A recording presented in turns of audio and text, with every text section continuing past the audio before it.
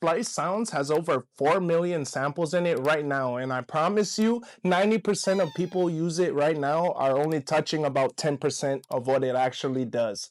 So I'm not giving you the basics today. Today I'm going deep into one genre, start to finish, and showing you exactly how I use Splice Sounds to build an entire track. Not just grab a loop and call it a day. I pick hip hop and reggae for this one because that's where I spend most of my time, but everything I'm about to show you applies to no matter what you make. First thing, before you even open the search bar, set your project tempo and key first. I know I said this before, but I'm gonna say it different this time. Most people open Splice Sounds, fall in love with a loop, and then bend their whole song around it. Flip that.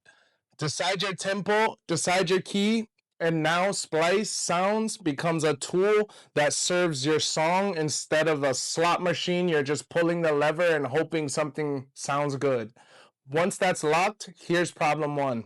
Use search one genre tag and grab the first 10 results. That's the laziest way to use this platform. And it's why so many songs right now sound identical. Instead, stack your filters, genre, then key, then BPM, then instrument type, all at once. If I'm building a reggae track at 72 BPM and F minor, I'm not just typing reggae into the search bar.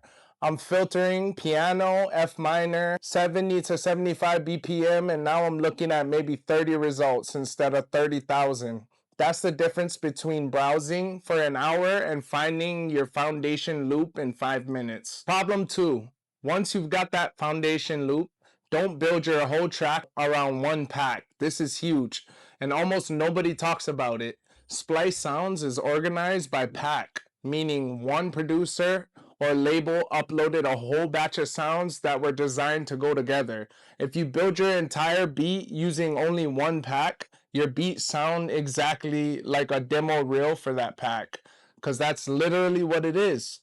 Pull your drums from one pack, your melodic loop from a completely different pack, your one shots from a third. Cross-pollinating packs is actually what makes your sound yours instead of a preset.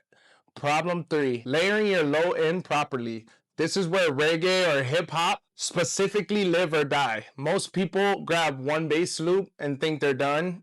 What I do is grab a sub bass one shot, tune it to match my root note exactly, and layer that underneath whatever melodic bass loop I pulled. The loop gives you movement and character. The sub one shot gives you the actual low end weight that hits on a phone speaker and in a car system both. If your bass only sounds good on studio monitors, that's usually why. Problem four, and this is one I learned the hard way. Splice Sounds has a stem separation feature that most people never touch. If you find a full loop that you love, but only want the drums or only want the melody, you can isolate that stem instead of using the whole loop as is. I used to just accept loops as a complete package. Now I break almost everything down into stems and rebuild it the way I actually want it arranged. That single feature turns Splice Sounds from a sample library into basically a remix tool. Problem five, arrangement.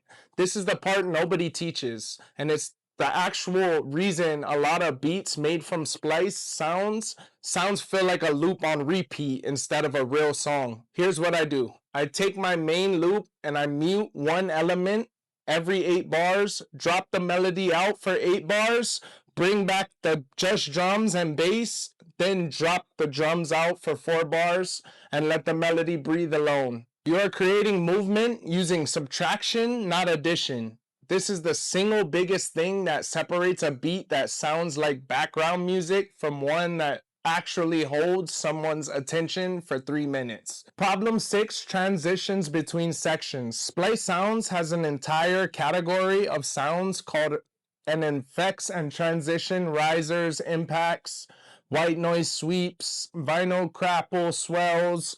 Almost nobody uses these correctly. The mistake is dropping a riser and every single time you change sections.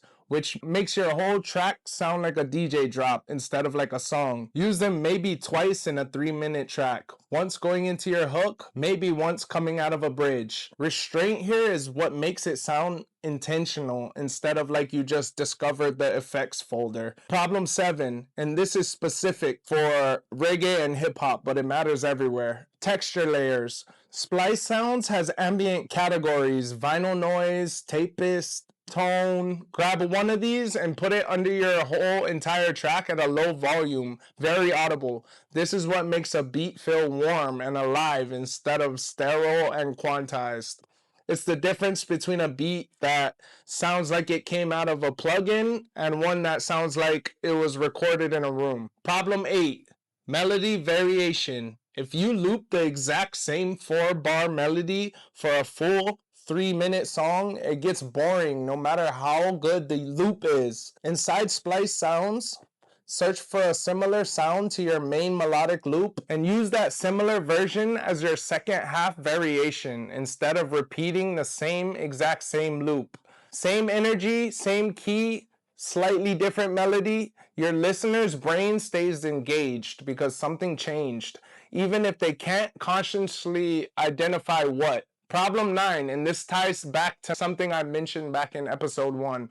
The similar sounds feature is not just for finding new sounds. It's for building contrast within one song. Take your hook melody, hit similar sounds, and grab something with more energy for a second hook variation in the track.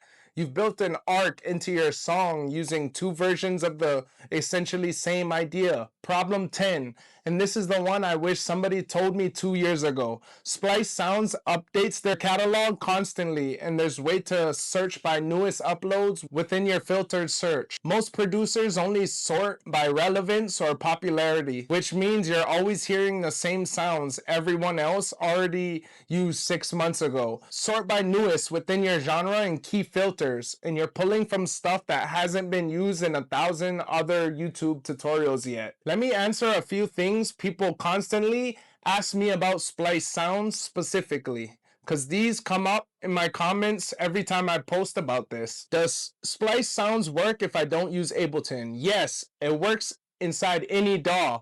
The drag and drop function works universally. The auto tempo match is just extra smooth if you're in Ableton or Logic. How many sounds can I actually download a month? That depends on your plan tier.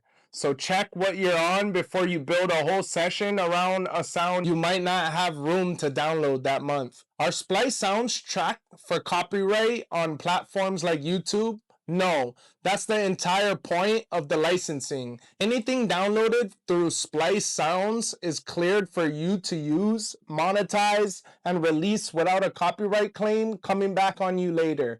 Now here's how 10 of these come together in practice. I start with tempo and key locked. I filter hard instead of browsing loose. I pull my foundation loop from one pack, my drums from another pack, my textures from a third pack. I layer a tune sub 1 shot under my main bass loop. I break down any loop. I don't fully lock into stems, and I only fully keep the piece I want. I build arrangement through subtraction, muting elements every 8 bars instead of just letting one loop ride for 3 minutes straight. I use transitions twice, not 10 times. I put a texture layer under everything at low volume. I create melodic variation using the similar sounds feature. Instead of looping one 4-bar idea for the whole song, I create variation using the similar songs feature instead of looping one 4 idea bar for the whole song. So I'm not pulling from the same exact sounds everyone else already burned out. That's not 10 separate tricks, that's actually one complete workflow. And it's the exact same one I use every time I sit down to build something from scratch in Splice Sounds. The guys who make it aren't the most talented in the room. They're the ones who actually finish the arrangement instead of looping the same exact 4 bars and calling it a song. I'll drop my Splice Sounds link in the description below if you want to try this exact workflow yourself. No pressure. I just use this every single session, so it makes sense to make it easy to find. Number 1, like this video. Number 2, comment which one of these 10 you didn't know about. Number 3, tag a friend who needs this workflow. I'll check back in on you soon. Go finish something. Like, comment, share. And as always, please subscribe. Aloha and God bless. Chee-hoo.